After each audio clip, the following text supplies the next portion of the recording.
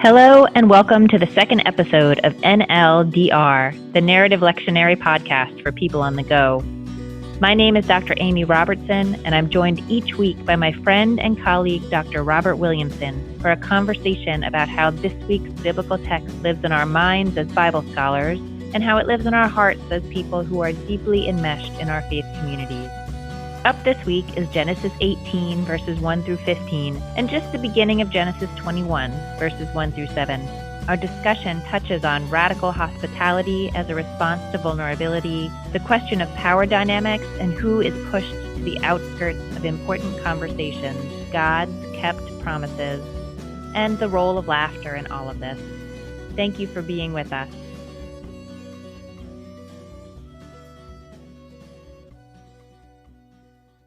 Hi, Bobby. Good to see you again. It's good to see you too. I've been looking forward to our conversation about Genesis 18. Me too. But some things have happened between Genesis 2 and Genesis 18. So many things. We're not going to summarize all the things. But what would you pull out as one or two things that you want to be sure people know happened? I mean, I think in order to understand the context of this story in Genesis 18, we need to talk about Abraham a little bit. And so the covenant that God made with Abraham in Genesis chapter 12, and then has reiterated it a couple of times in Genesis 15 and then Genesis 17, saying that God is going to give Abraham progeny, land, and eventually a nation as plentiful as the stars. And so part of the dynamic of Genesis 12 to 18, which is where we're starting today, is this question of how is Abraham, this 100-year-old man, and Sarah, his 90-year-old wife, how is God going to bring about this promise when they don't have any children and they're past the age of having children?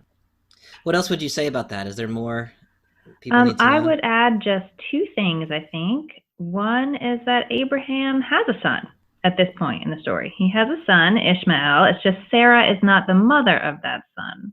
Hagar is the mother of the son. Hagar is a woman who works in their household. So that's sort of another dramatic element. And then just in terms of immediate context, Genesis 18 has this sort of announcement that Sarah's going to bear a child. And that just happened in 17 also.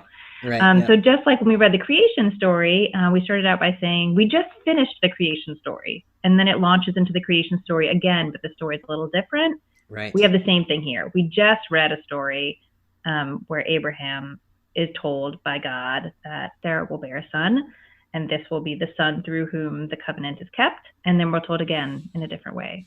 Right. So with that, let's start reading. I am reading from the Jewish Publication Society translation. So, the Lord appeared to him by the terebinths of Mamre. He was sitting at the entrance of the tent as the day grew hot. Looking up, he saw 3 men standing near him. As soon as he saw them, he ran from the entrance of the tent to greet them, and bowing to the ground, he said, "My lords, if it please you, do not go on past your servants. Let a little water be brought, bathe your feet, and recline under the tree. And let me fetch a morsel of bread that you may refresh yourselves, then go on, seeing that you have come your servant's way."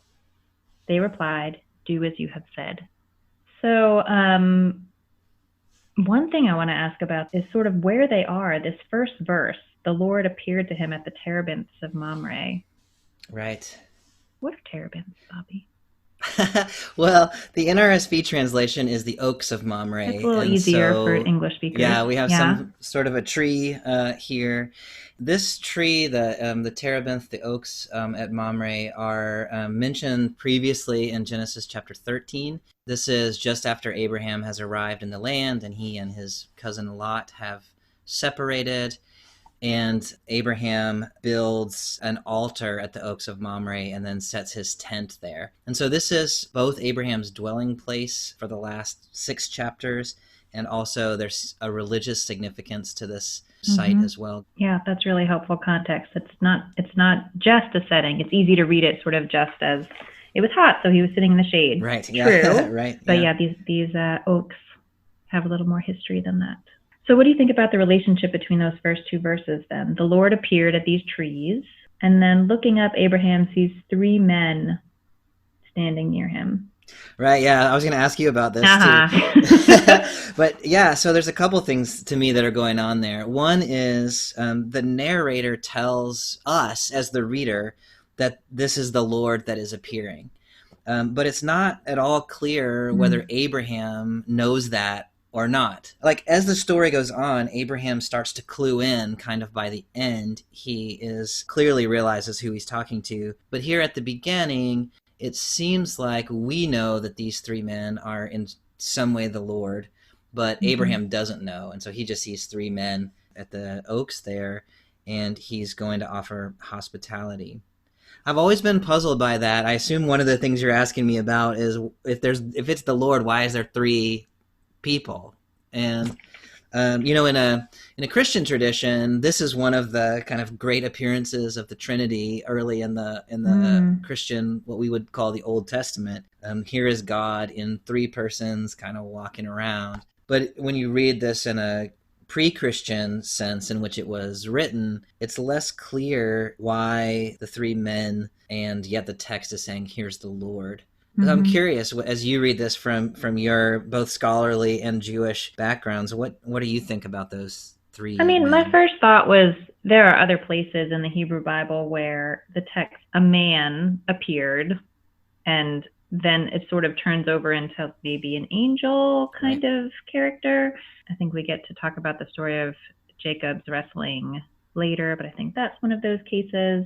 This sort of, the idea that God may appear through angels that may look like men and humans can't parse out what's what. Right. Doesn't seem unfamiliar to me. When I tend to think about it from just an academic scholarly reading of the text, I have sort of settled as there are three figures, three men, one of whom is some kind of manifestation of God, and the other two of whom are angels. And so you have God and his entourage kind of showing up here. The other thing that this sort of pushes me to remember is just to try to put myself back in the position of what it could have been like to be a traveler at this time in history, where there's no Waffle House and Motel 6 at every stop on the highway, and you don't have all of your comfort items in your vehicle and have everything planned out. Like, there was a huge amount of vulnerability to be on the road, and you really were at the mercy of the people whose paths you crossed. Absolutely right. And it had me thinking about sort of who in our world is that, who are those vulnerable travelers now? It's not me, driving to visit my family, but there are people in the world who travel on foot with that much vulnerability. Yeah. And so that it's not just hospitality that seems a little over the top to me, because truly there was that sense of need and vulnerability. That's absolutely right. And I read this text last week with my Mercy Church community, who many of them are homeless. They think of themselves as being vulnerable, maybe in the way that you're describing, as these three men who really they're away from their place. They don't have people, they don't have food. And so they're relying in some ways on the hospitality of strangers. And Abraham is standing at his tent door, kind of hoping, it seems like, that someone's going to show up and need hospitality. He's rushing out there and saying to them, like, please, it would be my honor if you would let me serve you in this way. And so I'm going to bring you some food and water, and please honor me by staying in my place. In the contemporary context, that's so often the other way around. The only way that you get someone to kind of extend hospitality, at least for my friends at Mercy Church, is to go and beg them to, to give you something. And here we have Abraham saying, oh, here are three people. They're in my land. They're by my shrine. And so not only do I sort of owe it to them, but he is honored by this idea that they would stay with him for a little while. It's such an interesting depiction of what hospitality is. In the Jewish tradition, because what happens right before this in the text is that Abraham circumcises himself as a sign of his covenant with God. The Jewish tradition imagines that he's a 99-year-old man who is just circumcised and is sitting in the shade healing. So it just sort of adds another layer of the extent to which the hospitality is above and beyond. Yeah. It's interesting to me because the hospitality he initially offers in this part that we've read is generous, but it's pretty like reasonable. I'm gonna go get you a Hmm. little bread. I'm gonna get you a little water to bathe your feet, and just stay here a minute, and then go on your way. And then Right. you're kind of alluding to like what he actually ends up doing is quite a different thing. So let's go on, and here I'll read that next section and we can move into it. Abraham hastened into the tent to Sarah and said, "Quick, 3 seahs of choice flour, knead and make cakes." Then Abraham ran to the herd, took a calf tender and choice, and gave it to a servant boy who hastened to prepare it. He took curds and milk and the calf that had been prepared and set these before them, and he waited on them under the tree as they ate. So, being who I am, I was really curious about what a seah is, and so I looked it up, in the BDB, and it told me that a seah is equal to about 7.5 quarts. And so I'm not a baker, so I was like, well, how much? Like that seems like a lot, but like really, how much is that? So what I did was I Googled the recipe for Betty Crocker's traditional white bread, Wow. and I discovered that you need 3 cups of flour to make a loaf of bread. If you follow Betty Crocker's recipe, as I'm sure Abraham I'm did, sure and that's what Abraham did. so if what Sarah did was take this flour and make loaves of bread, this would have been 30 loaves of bread or 10 loaves of bread for each of these Mhm. individuals. Like it's so far It's over the so over the top. Yeah, top. it's Hmm. amazing. All right, I have to give Abraham a little bit of a hard time here for just a moment. Yeah. Let's just clarify. Abraham made this lovely offer to these guests. Right. Who then does all the work? Yep. It is Sarah and the servant boy.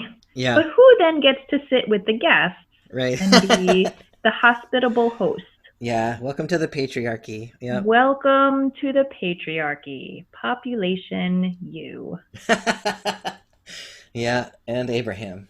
Hmm. And Abraham and Sarah and the servant boy. Yeah. Um, it really is just, it's just an observation. Yeah. No, it's a good one. And yeah, and it is true. Abraham takes a lot of credit for a lot of things that he did not do himself. He does carry the yogurt and the He milk does. though. Yes, Yeah, he does. he's He does carry out the yogurt yeah, and the milk. That's he good. He does. doesn't make 30 loaves of bread, but that's No. fine. Yeah. Fair enough. But I will say that reading this does make me think about when I am in situations of relative power, when I make offers and then who actually winds up Right. doing the work Oh, behind that's those really offers. interesting. Yeah. Do you have an example of what you mean when you say that? In my workplace, I supervise a lot of staff, and I do speak on behalf of our organization, and maybe that's what Abraham's doing, is speaking on behalf of his household. But I need to be mindful when I make offers on behalf of the congregation who is being impacted in the organization by that offer if I'm not planning to do it all myself. Very well said. All right, moving right along. This next scene is weird, Bobby. It is so weird. It's really weird. I want to make like a diorama with like little Lego people and like figure out what Oh, that would be amazing. we should do that. Let's do it. Let's do it. Okay. They said to him, "Where is your wife Sarah?" And he replied, "There in the tent." Then one said, "I will return to you next year, and your wife Sarah shall have a son." Sarah was listening at the entrance of the tent, which was behind him. Now Abraham and Sarah were old, advanced in years. Sarah had stopped having the periods of women, and Sarah laughed to herself, saying, "Now that I'm withered, am I to have enjoyment with my husband so old?" Then the Lord said to Abraham, "Why did Sarah laugh, saying, 'Shall I in truth bear a child, old as I am?' Is anything too wondrous for the Lord? I will return to you at the same season next year, and Sarah shall have a son." Sarah lied, saying, "I did not laugh," for she was frightened. But he replied, "You did laugh." Okay, what are you picturing here? So Sarah's like on the outskirts of the space that they're in, right? Sarah's not sitting with them, but she can hear. The way that I picture it, like if I were a director who was making the movie of this scene, I would have the men at the tree and then Abraham kind of closer to the tent than they are looking at them, and then Sarah at the tent behind. So she's behind Abraham, who is between her and the men. I'm also not clear whether Sarah is hiding in the tent, like she's behind the tent flap, or whether she is standing in the doorway so that she can be seen. Well, the men ask where she is. That's true. So if they could see her. So they can't see her. And Abraham must not be able to see her because God has to report to Abraham that she left. That's true. Yeah. I feel like she's so awkwardly in this story and not. Yeah. Like she's critical in absolutely every way. This child is going to grow in her body. But she is also left out of the story. She's like lurking in the shadows and sort of listening, and it creates a very awkward situation. It does, and when the men say, "Where is your wife Sarah?" Like as a reader, you're anticipating that when Abraham tells them where she is, they're going to go and talk to her, or say, "Bring her in." Right? Yeah, she's going to become part of the story, and instead they say, "Well, okay, well we're going to come back next year," and so she just gets moved right past. The other thing is she hasn't been in the story. It's not clear that she's been in the presence of the men up until now, or how they know what her name is. Like to me, this is the moment where Abraham clues in, right? Like when they say, "Where is your wife Sarah?" Like either these guys have been like Facebook stalking him and they like know his wife's name, or they're some kind of godly beings, you know? And so in that way, like invoking her name sort of personalizes her in a way that says, oh, like really these people know who we are. Yeah. And I mean, so they say she's going to have a baby and she like chuckles to herself, right? Which is, you know, of course, an etymology of Isaac, means to laugh, right? And she gets kind of in trouble. I mean, yeah. I read it as getting in trouble. I don't know if it's not sort of a direct scolding, but there's a report that she did it. Yeah. Sort of like this, like tattling sense, but it's weird. It's like God is tattling to Abraham. That she laughed. Yeah. When again, in the chapter before this, Abraham falls on his freaking face and laughs. Yeah. And nobody says anything about it. But no one says boo about it. Exactly. Yeah. Or here, there is some kind of, I don't know if it's a rebuke. I was noticing when you read it, you read it as a rebuke, right? Oh, yes, you did laugh. And you kind of like, your eyes had this sort of like probably the look like you give people when they have crossed you in a bad way, which I've never seen before. But you could read this as sort of lighthearted of her, like she's nervous. I didn't laugh. She was afraid. But you could read the Lord then as saying, oh, yes, you did. Like, come on now. Like, let's just don't pretend. And the Bible is so often this way where a lot is in the tone of how that should be said, but we don't have access to the tone. And so we don't know if this is a reprimand or just kind of a mutual acknowledgement that there was laughter involved. So you read it as a reprimand, though. I do. But again, that's when I say sort of like, yes, the English sounds like a reprimand to me, but...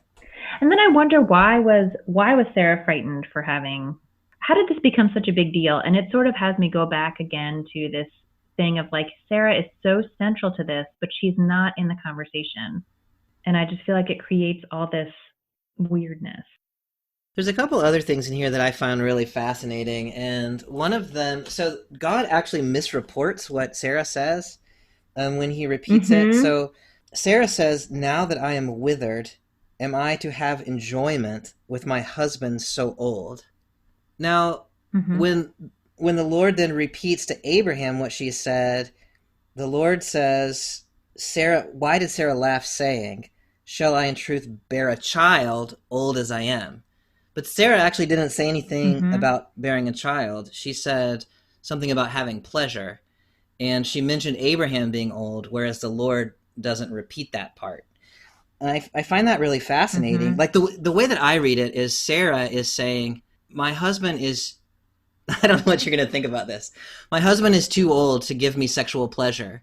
And so she's laughing about that. And God doesn't want to repeat that to Abraham. And so God sort of changes a little bit to say, like, well, what she said was, am I too old to have a child? How is that possible? And so God has kind of taken this thing about pleasure and about Abraham's age and has turned it to be something about childbearing and Sarah's age. Now, I don't know why. Like, I don't know what to make of that, but that's the way that I read it. There actually is a passage in the Talmud that talks about that and about sort of the importance of like keeping peace in relationships, and says that God intentionally changed it so as not to sow discord between that's interesting. Sarah and Abraham. So the Talmud then is reading it as what Sarah said was actually kind of offensive to Abraham, and so God cleaned it up. Didn't want to hurt Abraham's feelings. That's fascinating. Yeah. So this is actually where the narrative lectionary ends, right? For this chapter. So let's do 21, and then we can come back. So we're doing just the first 7 verses. The Lord took note of Sarah as he had promised, and the Lord did for Sarah as he had spoken. Sarah conceived and bore a son to Abraham in his old age, at the set time of which God had spoken. Abraham gave his newborn son, whom Sarah had borne him, the name Isaac. And when his son Isaac was 8 days old, Abraham circumcised him as God had commanded him. Now Abraham was 100 years old when his son Isaac was born to him. Sarah said, God has brought me laughter. Everyone who hears will laugh with me. And she added, who would have said to Abraham that Sarah would suckle children? Yet I have borne a son in his old age.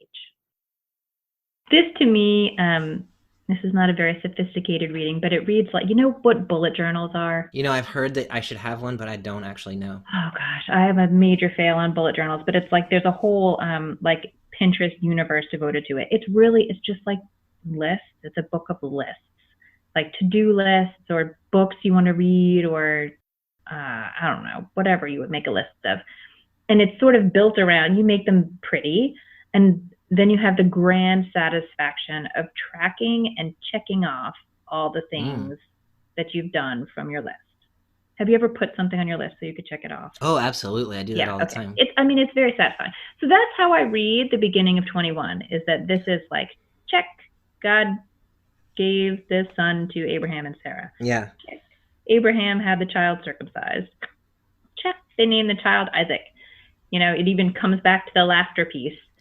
Just sort of ties the whole thing up nicely. I don't know. Do you see? And so there is, of course, theological significance in the completion of that sort of pericope. But I don't have a lot of further comments on that. Yeah, I think in one sense, like that's exactly right. Like we've been following this story arc since Genesis chapter 12, when God shows up and says, "I'm going to give you land and progeny," and this whole time, for the last 10 chapters, we've been wondering, can God do this? Is God going to do this? How is God going to do this?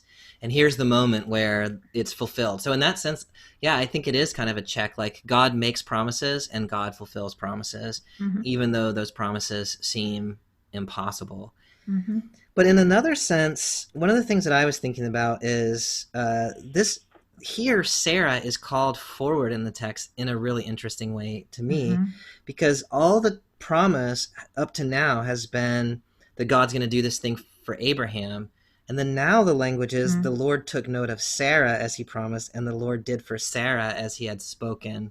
And then she bore a child for Abraham. So in this interesting kind of way, Sarah seems to become the partner in the fulfillment of the covenant. And Abraham, just for a second, has kind of receded in importance.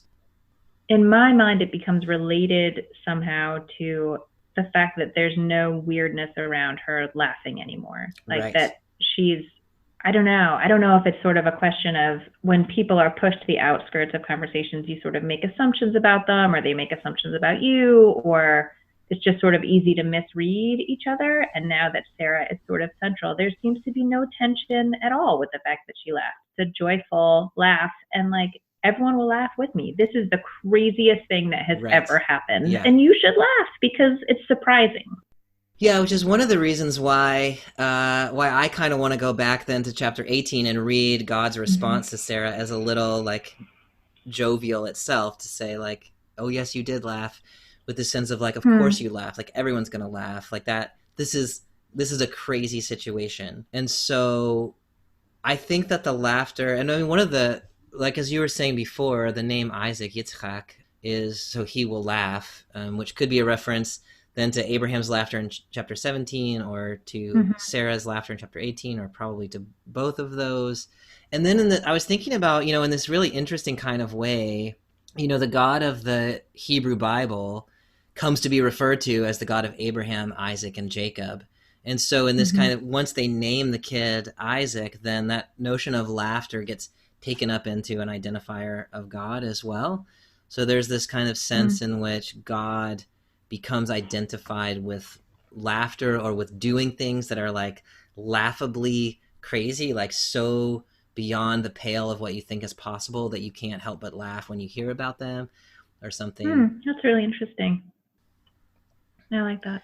One of the things that I was wondering about this, your perspective, is this text is making a big deal about a woman who is beyond the age of childbirth, who then Mhm. reaches some kind of fulfillment by having a child. I mean, as you know, this is a repeated theme in the Hebrew Bible. It's going to Mhm. be true of Rebecca. It's going to be true of Rachel. It's going to be true of Hannah. In the New Testament, in a different kind of way, it's going to be true of Mary. And so I was just, I mean, I think the point of that motif, as I understand it, is here is something that has come to fruition that could not have happened if God had not intervened. These couples could Mhm. not have had children themselves. And so that they did means the continuation of the line is divine providence. And there's something really beautiful about that idea. But at the same time, I wonder if, as for modern readers listening, especially for modern women listening to that text in this kind of sense in which it's childbirth that brings wholeness or something like that, and if there has not been a Mhm. child and there's something lacking from the picture. I'm just wondering if you have any thoughts about how do we deal with a text like this in our communities. Where, I mean, we have women who have all sorts of relationships to childbirth. They have children, they want to have children, but haven't been able. They've decided not to have children. Mhm. They've lost children. Mhm. Do you have any thoughts about how we think, or what we should keep in mind as we read a text like this in our own communities? Gosh, that's such a good question, and I haven't thought a lot about, or haven't heard a lot of discussion about the perspective of women who don't want to have Right. children, and that's not part of the story that they would write for themselves. What I have mostly heard is women who have been unable to have children, but want to have children, biological children, and how these stories resonate for them, both in terms of the sense of yearning and how they relate to the yearning of the quote unquote barren women. But then also, like sometimes they don't get that miracle Right. that you get in the biblical text. And so it becomes very easy to read so much meaning, and really in terms of like your relationship with God and the importance of your role in the world, whether or not your prayers for children are heard. And so, I mean, I think that's a struggle certainly in this area, reading the biblical text, but also many others. Like this is not something that's limited to this particular life experience in the way that we read the biblical Mm. text. There is a tendency in all kinds of ways. If I understand where you're pointing to when you read these stories, they're about promises fulfilled. But Mm-hmm. many of us, most of us, have also experiences promises unfulfilled, or at least promises deferred.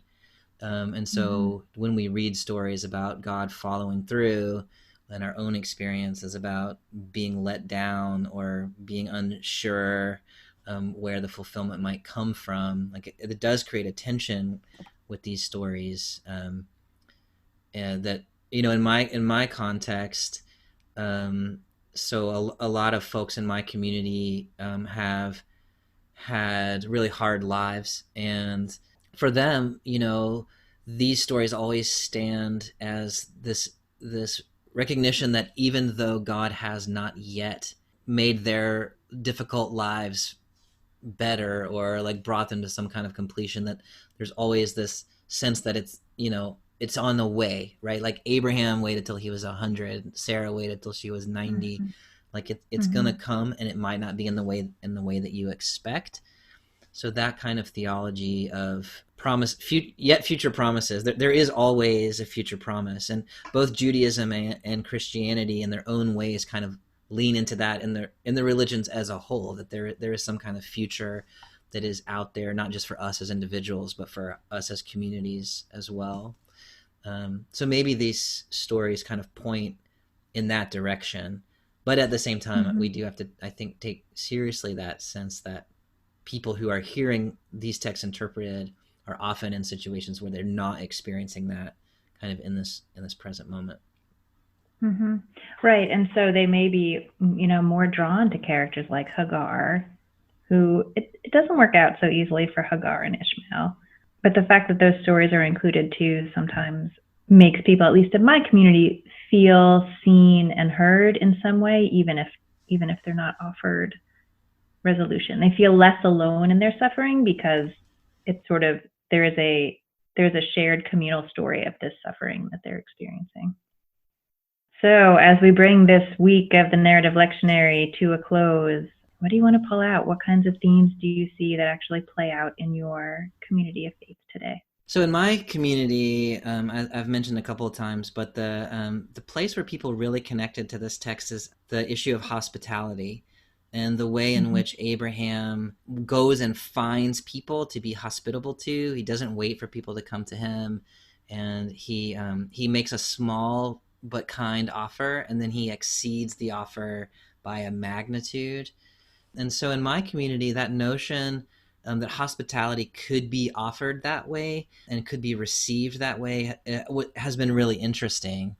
And so for my other communities, my upper middle class Presbyterian church, in my mind, the challenge of this text is along those same lines, which is how can we be places that truly offer hospitality, not simply to the people who come and ask for it, but how can we be sort of bearers of hospitality into the world in a little bit extravagant ways, right? So not just the sort of bare minimum of offering, but something that is significant and substantial, and not to people we know or because we think we're going to get something out of it, but to strangers that sort of happen across our way. One of the things I love about this text, and it goes back to the very beginning of our conversation, is, in my reading anyway, Abraham doesn't know who these three are at the beginning of the story. And so he just sees three people, and he goes and he serves them. Serving the stranger suddenly then becomes the serving of God directly, even though he didn't know that's what he was doing. We see that kind of theme in the New Testament. It's taken up famously in the New Testament book of Hebrews, which says one ought to serve strangers because in so doing you might serve angels unaware. I think the author of Hebrews is probably thinking about this text. What about you? What do you see when you look at this text? I think a lot about Sarah in this text. I think a lot about Sarah in all the Sarah texts, but I think my thinking is also sort of influenced by what comes next when, Abraham takes Isaac up to the mountain and nearly sacrifices him. And in the meantime, Sarah doesn't know what's going on. She's in her tent. And then she dies in the chapter after that. And there's a midrash that she dies of sort of shock and heartbreak to know what Abraham was up to. So I guess I sort of read that sort of back into some of these stories and see just a lot of questions about who is at the table and who is pushed to the outskirts and who is really being impacted by the conversations and the decisions that are being made at that proverbial table. So I said earlier, when I see things in the biblical text that just sort of make me squirm a little bit, I mean, it is what it is. It's in the text. So what do I do with it now as a modern person? And I try to find places in the world where that's happening now, because I want the biblical text to be this ideal. And if there are places where it makes me uncomfortable, then where can I find it now and what can I do about it? So again, it really sort of pulls me back to this question of, in what ways do issues of gender or race or class impact who who gets to be in those central conversations versus who the decisions are really going to impact. I really like that. Lots of great things to think about there. So Amy, it's been really fun talking with you again. It is always a pleasure. Look forward to seeing you again next week.